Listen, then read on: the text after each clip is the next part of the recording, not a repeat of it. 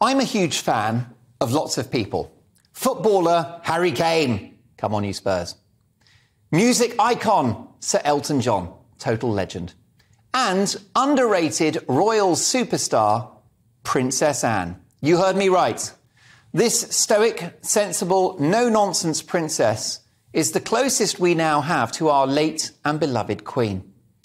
For decades, Princess Anne has gone about the job of representing the country, reaching out to communities and fulfilling her royal duties as well as anyone. Except, unlike her siblings, without fanfare, without drama and without scandal. In terms of her mother, Anne really is a chip off the old block, hard-working and known for a gruelling, back-breaking schedule. Good-humoured and not in the least bit grand, Anne has always been the quiet star of this family. Well, with the deeply sad passing of her mother, it's time for her to make some noise.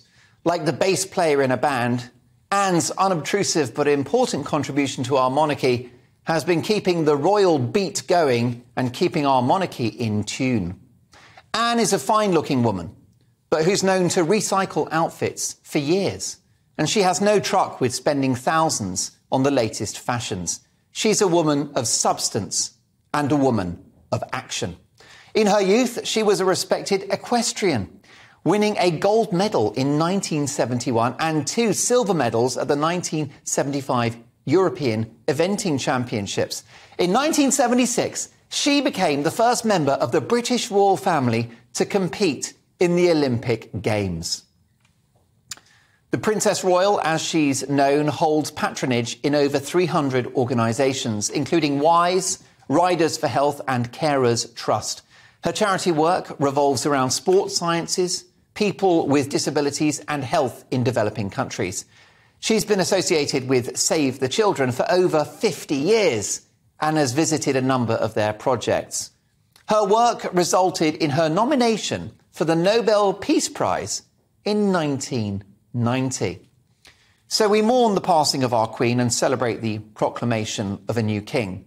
But Charles must know that he's got to now navigate his own personal grief and guide the nation through choppy waters as we emerge from the pandemic and the economic shock since the Second World War. And he knows he needs help. Workaholic though he is, suffused to his core with a sense of royal duty, Charles is 73 and can't do all of this on his own. William and Kate will, of course, do some of the heavy lifting as Prince and Princesses of Wales.